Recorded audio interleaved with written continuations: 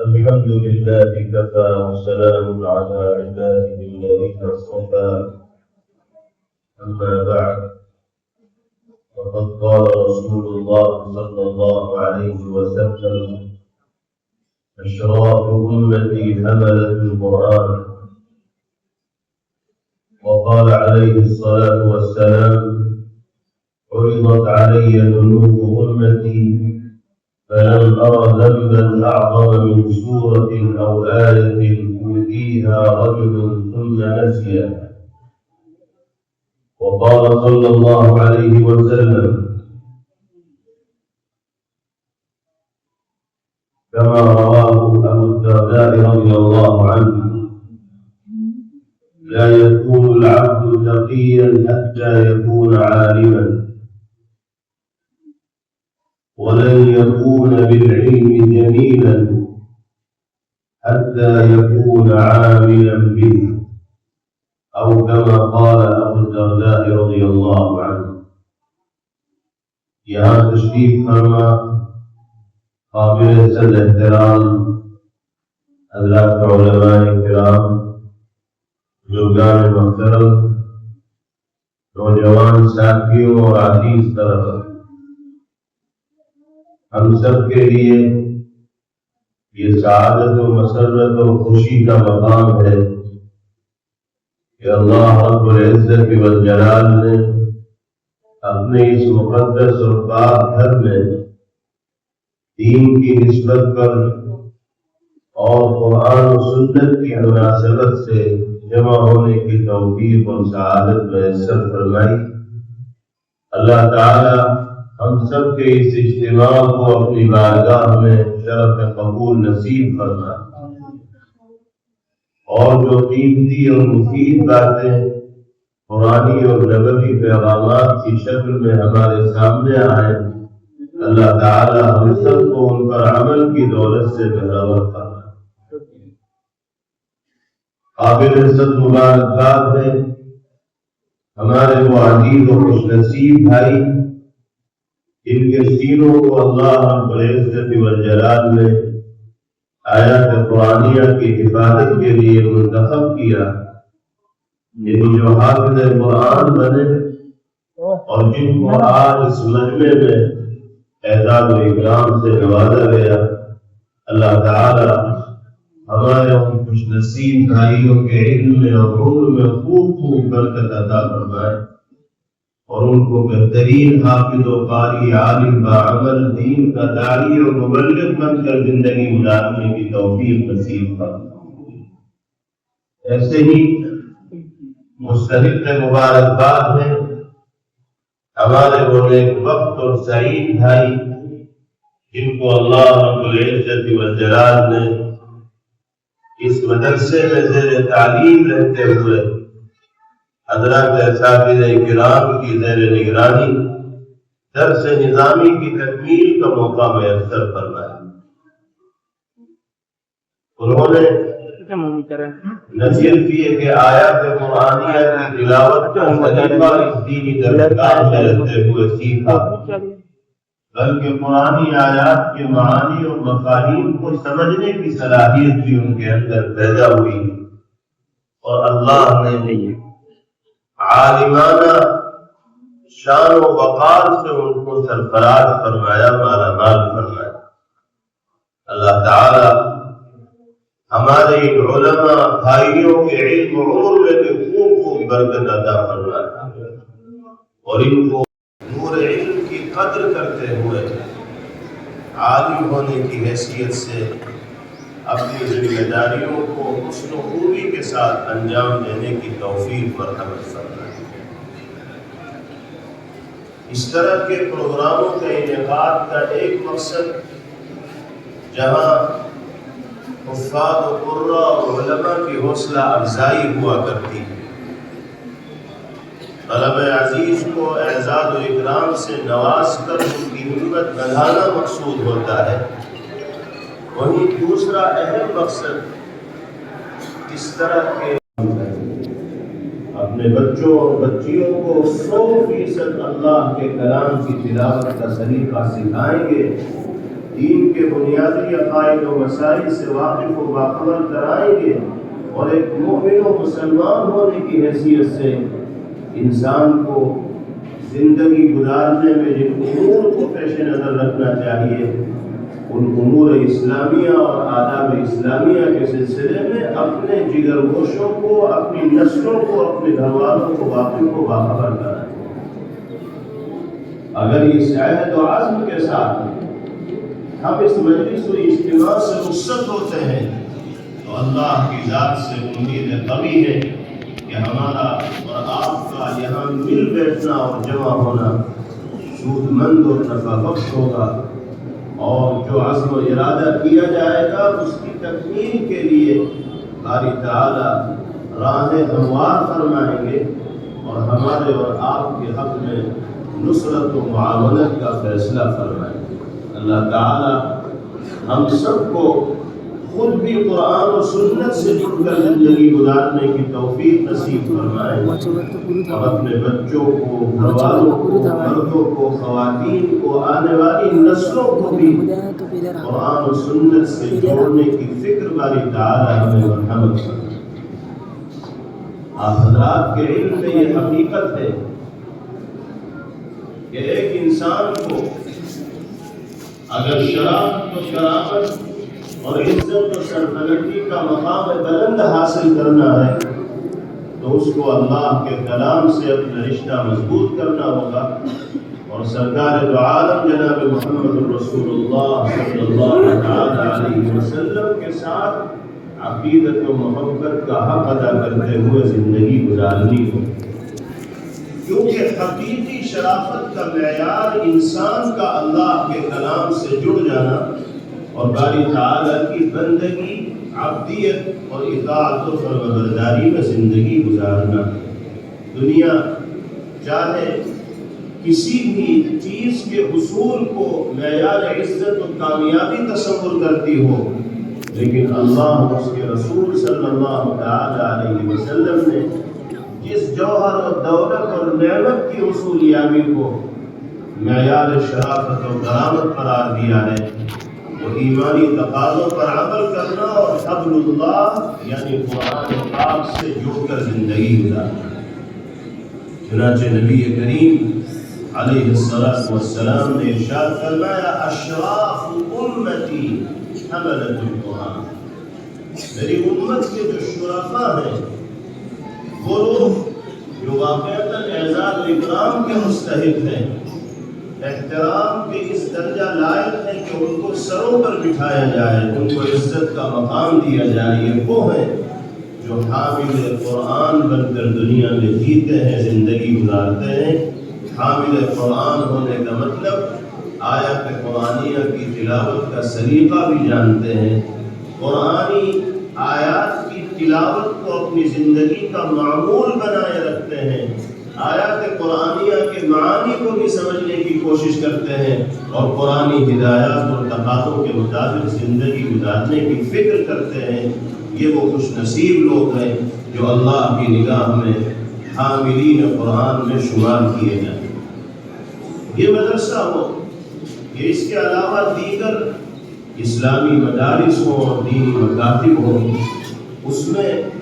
ایسے ہی افراد کو تیار کیا جاتا ہے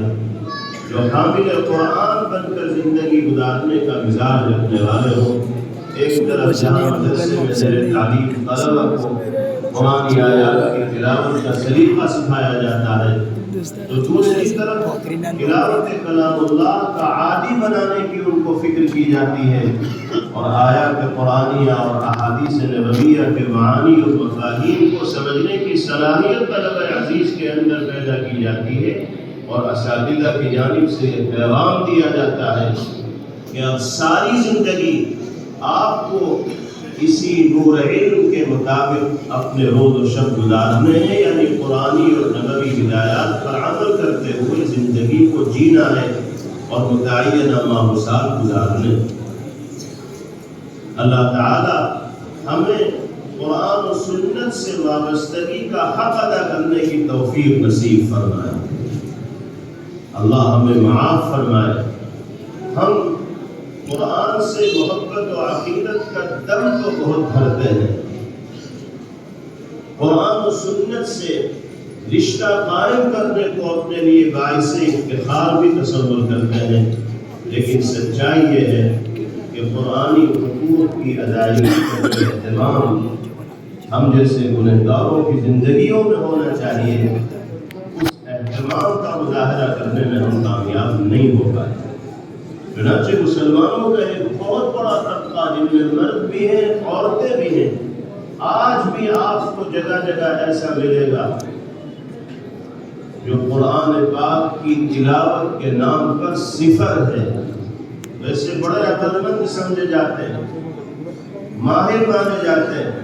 دنیا کمانے میں بھی بہت سے لوگوں سے آگے ہیں، لیکن اللہ کے کلام کی تلاوت کے لیے اگر ان سے کہہ دیا جائے تو ایک آیت صحیح طور پر پڑھنے کی قدرت نہیں رکھتے۔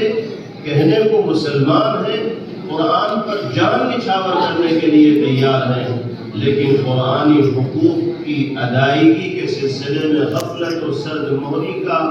یہ معاملہ ہے کہ پڑھنے کا بھی سلیقہ ان کو نہیں آتا۔ یہ صرف اور صرف عدم توجہی کی وجہ سے ہوتا ہے۔ انسان کو اللہ نے وہ لیاقت و صلاحیت عطا فرمائی ہے جو انسان کے علاوہ کسی اور مخلوق میں نہیں پائی ہے۔ ہم اور آپ،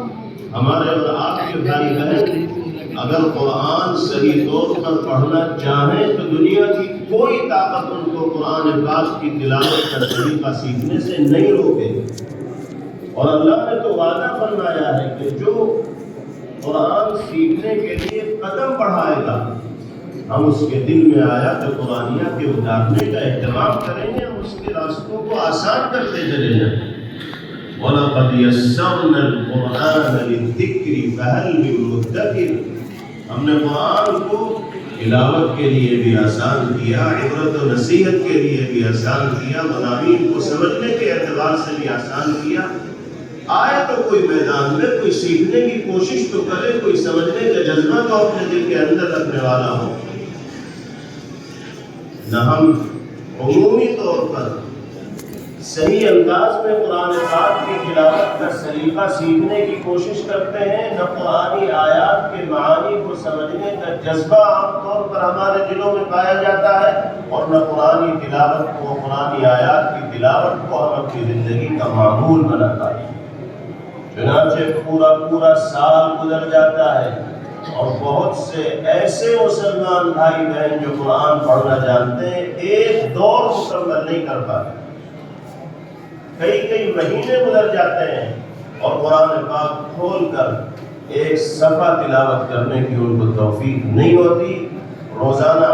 موبائل میں 5 گھنٹے، 8 گھنٹے، 10 گھنٹے صرف کر دیں گے، لیکن 24 گھنٹے میں 10 منٹ قرآن پاک کی تلاوت کے لیے فارغ کرنے کی فرصت نہیں ہے۔ اس کا کیا مطلب ہے؟ توجہ نہیں اس جانب، اس عمل کو اہمیت نہیں دی جاتی۔ تلاوت کلام اللہ کے سلسلے میں دلچسپی کا مزاج نہیں پایا جاتا، اس لیے کہ انسان کو جب کسی عمل سے دلچسپی ہوتی ہے تو اس کے لیے وہ کہیں نہ کہیں سے وقت نکالتا ہی ہے۔ ہماری نگاہ میں جو اعمال ہماری دلچسپیوں کا سامان بنتے ہیں، ہمارے مشاغل میں جو چیزیں داخل ہیں، ہم ان کے لیے کہیں نہ کہیں سے وقت فارغ کر ہی لیتے ہیں۔ اپنے دل کو تسکین دینے کے لیے،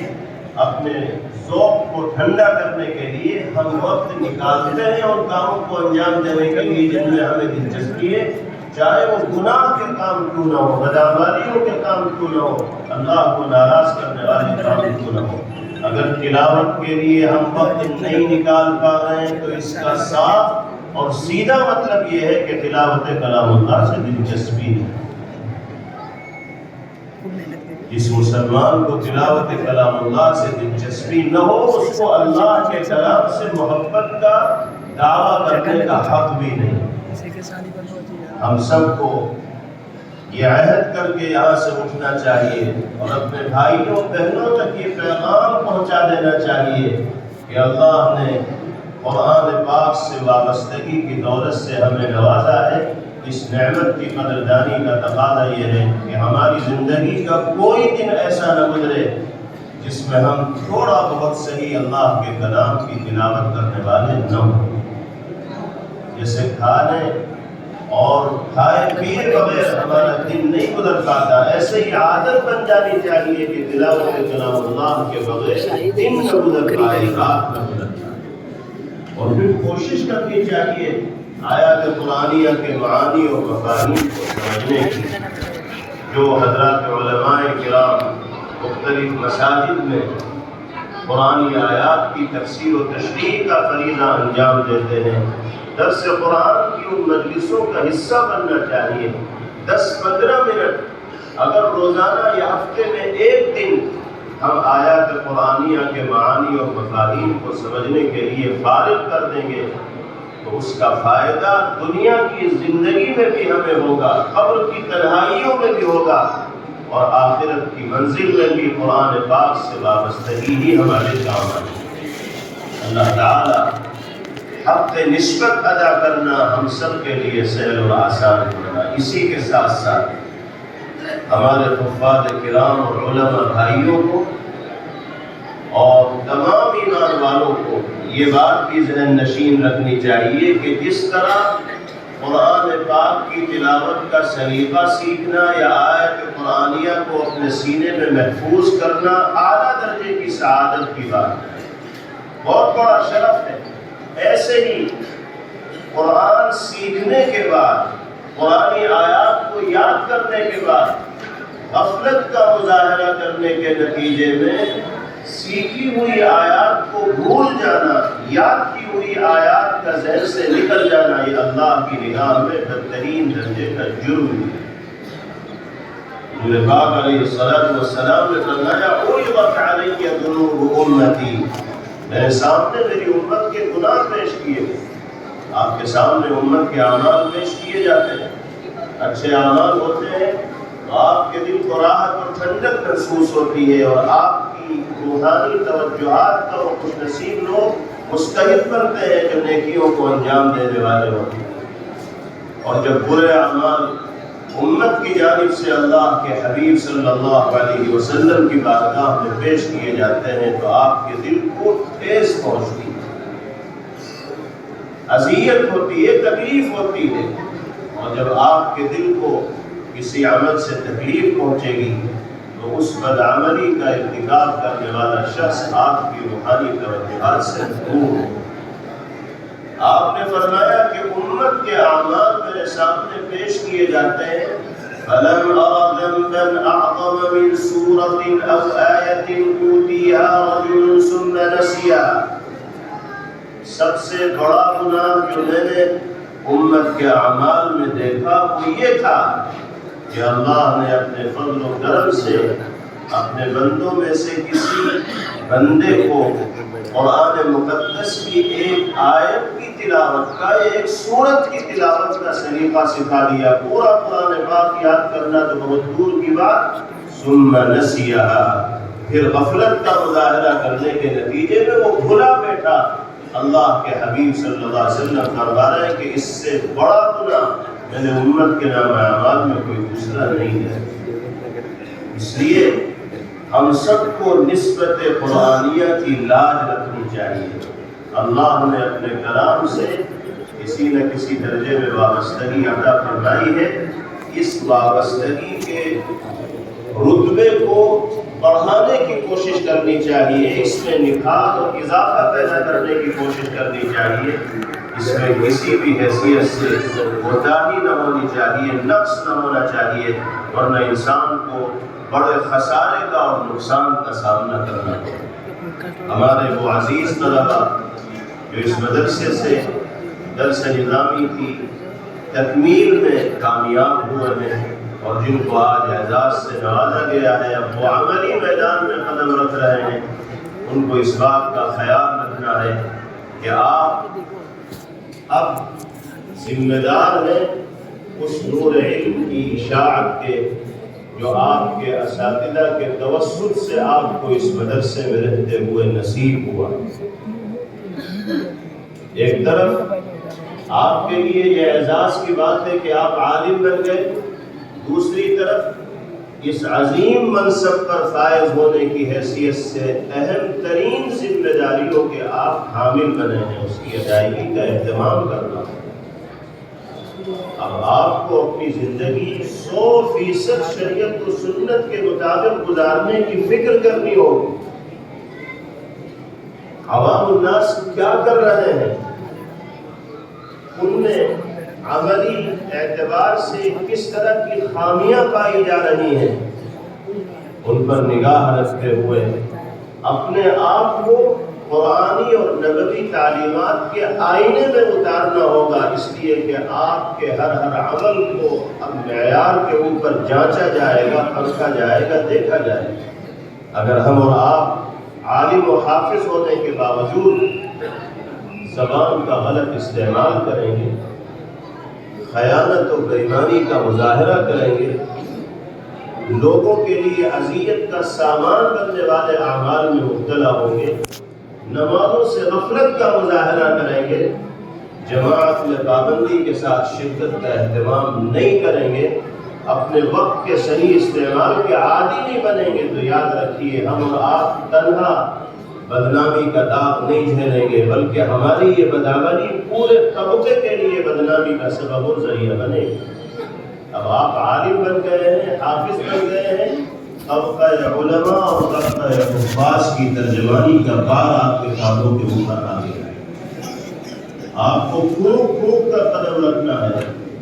احتیاط کے ساتھ زندگی گزارنی ہے، اور کسی بھی ایسے عمل کے اندر مشغول نہیں ہونا ہے کہ جو شرعی نقطۂ نظر سے معیوب تصور کیا جاتا ہو، اور ایمان والے کی عدالت و ثقافت اس عمل میں اشتغال کی اجازت نہ دیتی۔ ہمارے لیے ہمارے اساتذہ کرام، اکابر و بزرگان دین کی زندگی نمونہ ہے۔ اگرچہ اسوہ کامل سرکار دو عالم جناب محمد رسول اللہ صلی اللہ علیہ وسلم کی ذات گرامی ہے، ان کی زندگی کے نقوش کتب احادیث میں آپ حضرات کے سامنے تفصیل کے ساتھ آ گئے ہیں، لیکن سنتوں پر چلتے پھرتے عملی نمونے کا مظاہرہ کرنے والے جو افراد ہماری نگاہوں میں سمائے ہوئے ہیں، وہ ہمارے مشفق و مخلص اساتذہ کرام ہیں۔ ہمیں ان کے اعمال و کردار کو اپنے لیے نمونہ اور مشعل راہ تصور کرنا چاہیے، اور دیانت و امانت اور شرعی تقاضوں کا پاس و لحاظ رکھتے ہوئے زندگی گزارنے کا اہتمام کرنا چاہیے۔ اللہ نے 8 سال 10 سال مدرسے میں رہنے کی برکت سے آپ کو علوم قرآنیہ اور نبویہ سے جو ربط عطا فرمایا ہے، جو اشتغال نصیب فرمایا ہے، زندگی کے آخری سانس تک اس ربط کو برقرار رکھنا بھی آپ کا فریضہ ہے۔ علمی اشتغال کو اپنی زندگی کا جزء لازم بنانا آپ کی ذمہ داری ہے۔ آپ کو اگلے مرحلے میں کسی مدرسے میں تدریس کا موقع ملے یا نہ ملے، لیکن تعلیم قرآن و سنت کا سلسلہ آپ کو کسی نہ کسی انداز میں جاری رکھنا ہے، چاہے آپ ہفتہ واری درس قرآن کی مجلس اپنے محلے کی مسجد میں آراستہ کریں یا اپنے گھر کے اندر آراستہ کریں۔ یہ پیغمبر علیہ السلام کی احادیث کے مطالعے کا معمول بنائیں، اور روزانہ یا ہفتے میں 2-1 دن 2-4 حدیثوں کی وضاحت لوگوں کے سامنے پیش کر دیا کریں، تو آپ کا رشتہ اس علم سے برقرار رہے گا جو آپ نے اپنے اساتذہ کرام کی زیر نگرانی یہاں حاصل کیا ہے۔ اس ڈگر سے آپ کو نہیں ہٹنا ہے جو ڈگر اس مدرسے میں رہتے ہوئے اساتذہ کرام کی جانب سے آپ کو دکھا دی ہے، حفاظ کرام ہو یا علماء ہو۔ بہت افسوس ہوتا ہے اس وقت جب کوئی کسی بھائی کے سلسلے میں تعارف کراتے ہوئے یہ کہتا ہے کہ یہ صاحب حافظ ہیں، یہ صاحب مولانا ہیں، اور ان کی جو ظاہری شکل و صورت ہوتی ہے وہ حفاظ علماء سے میل کھانے والی نہیں ہوتی، ان کی وضع تبدیل ہو چکی ہوتی ہے، ان کی حیت بدل چکی ہوتی ہے، ان کے چہرے پہ داڑھی کا نور نہیں ہوتا، یہ داڑھی کے نام پر چند بال ہوتے ہیں، سر پر شریعت و سنت کے مطابق بال نہیں ہوتے، جسم پر اسلامی لباس نہیں ہوتا، تو یہ کہتے ہوئے بھی عجیب سا محسوس ہوتا ہے کہ یہ حافظ صاحب ہے، یہ مولانا صاحب ہے۔ ظاہر کو بھی شریعت کے رنگ میں رنگے رکھنا ہے اور باطن کو بھی شریعت و سنت کے رنگ میں رنگ کر زندگی گزارنے کی فکر کرنی ہے، کوشش کرنی ہے، اہتمام کرنا ہے۔ اسی میں ہمارے لیے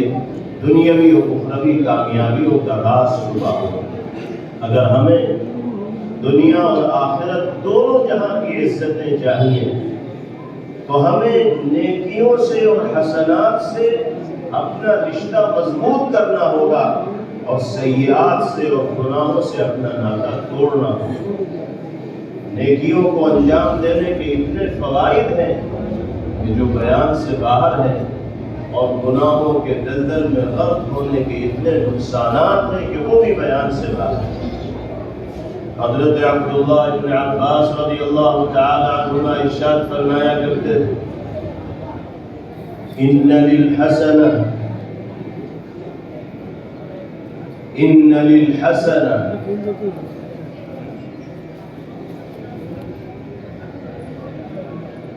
نورا فی الوجہ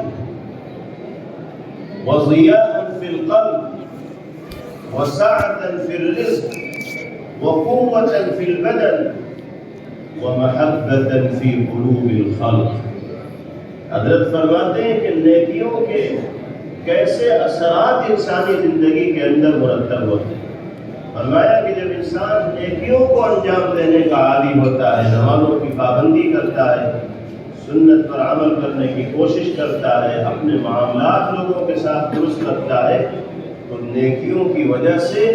اس کی پیشانی کے اندر، اس کے چہرے کے اندر اللہ ایک ایسا نور پیدا فرماتے ہیں کہ اس کا چہرہ جاذبیت و کشش رکھنے والا بن جاتا ہے۔ جو دیکھتا ہے اس کے چہرے کے انوار سے متاثر ہوتا ہے۔ یہ جو چہرے کا نور ہے،